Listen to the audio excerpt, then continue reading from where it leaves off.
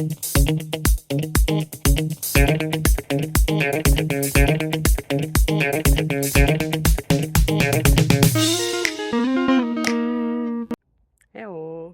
So today is sports day, so it's time to do something for us, for our body, and of course for our mind. So how about this next question?